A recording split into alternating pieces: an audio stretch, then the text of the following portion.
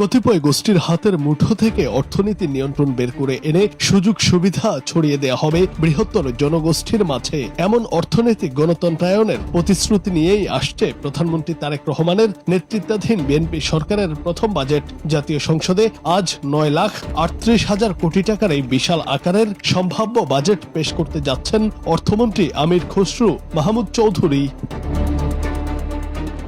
আসন্ন বাজেটে আর্থিক শৃঙ্খলা বা ফাইন্যান্সিয়াল ডিসিপ্লিনের ক্ষেত্রে কোনো ধরনের আপোষ না করার কঠোর বার্তা দেওয়া হয়েছে। সামষ্টিক অর্থনীতিকে স্থিতিশীল রাখতে বাজেটে বেশ কিছু গুরুত্বপূর্ণ লক্ষ্যমাত্রা নির্ধারণ করা হয়েছে। সম্ভাব্য এই বাজেটে মোট রাজস্ব আয়ের লক্ষ্যমাত্রা ধরা হয়েছে 6,95,000 কোটি টাকা এবং সামগ্রিক বাজেট ঘাটতি থাকতে পারে 2,43,000 কোটি টাকা। অন্যদিকে বার্ষিক উন্নয়ন কর্মসূচির জন্য বরাদ্দ রাখা হচ্ছে প্রায় 3 লাখ কোটি টাকা। এছাড়া বাজেটে জিডিপি প্রবৃদ্ধির লক্ষ্যমাত্রা 6.5% এবং মূল্যস্ফীতি 7.5% বেঁধে রাখার পরিকল্পনা করা হয়েছে।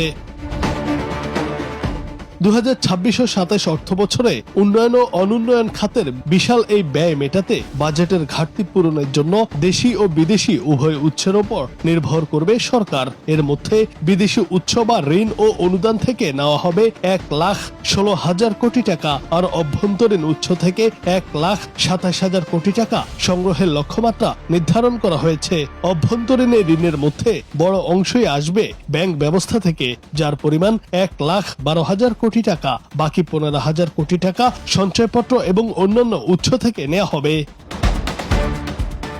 চলতি 2025 ও 26 অর্থ বছরে সরকারের অভ্যন্তরীণ ঋণ সংগ্রহের প্রাথমিক লক্ষ্যমাত্রা ছিল 1,25,000 কোটি টাকা, কিন্তু রাজস্ব আদায়ের ধীরগতি এবং ব্যয় নির্বাহের অতিরিক্ত চাপ সামাল দিতে গিয়ে সংশোধিত বাজেটে সেই লক্ষ্যমাত্রা বাড়িয়ে 1,37,000 কোটি টাকায় উন্নীত করা হয়। সেই তুলনায় আগামী অর্থ বছরে অভ্যন্তরীণ ঋণের লক্ষ্যমাত্রা কিছুটা কমিয়ে নির্ধারণ করা হচ্ছে। তবে রাজস্ব আদায়ের চাপ সামলাতে পরবর্তীতে ব্যাংক থেকে সরকার আরো বেশি ঋণ নিতে হতে পারে বলেও ধারণা করা হচ্ছে।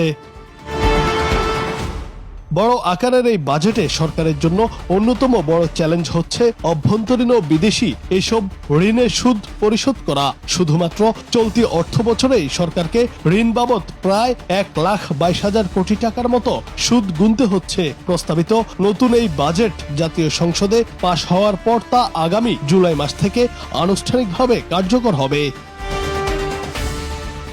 জুনায়েদ আহমেদ, বাংলা টিভি।